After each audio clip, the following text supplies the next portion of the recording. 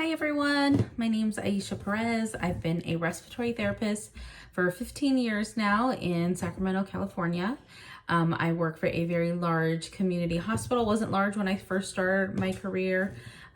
Worked with like 3 to 4 other RTs. Now we run anywhere from 25 to 30 a shift.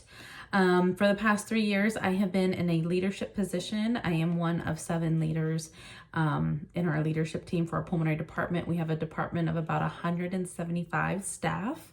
So very large, lots of responsibilities. My job in leadership is I am the adult clinical supervisor, which has kind of taken me from everything that I was doing at the bedside. I was very passionate about adult critical care.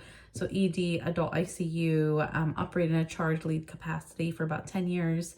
And then really worked with therapeutic and diagnostic bronchoscopies, regular traditional BAL, biopsy forceps, cytology brushes, micro brushes.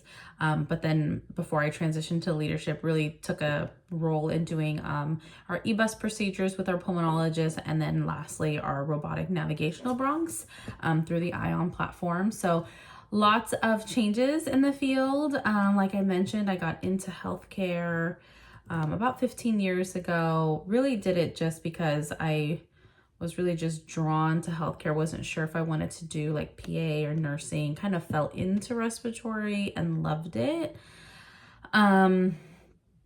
And I still continue to love it. I love that my role allows me to work very closely with our doctors.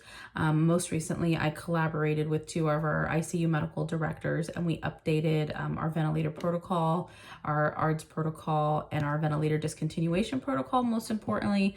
So really kind of coming to the table as an interdisciplinary team, looking at what are best practice guidelines, what are some studies and stuff that we're seeing, and how we can replicate them to reflect the goals that we have for our campus. So really excited about this class because it's kind of parallel to what I'm already doing, which is reading, other articles and how to manage certain disease processes. Like we just read ARDS, different strategies and management and their effect on mortality this week. So clearly I can nerd out on respiratory for a long time, have been again for 15 years.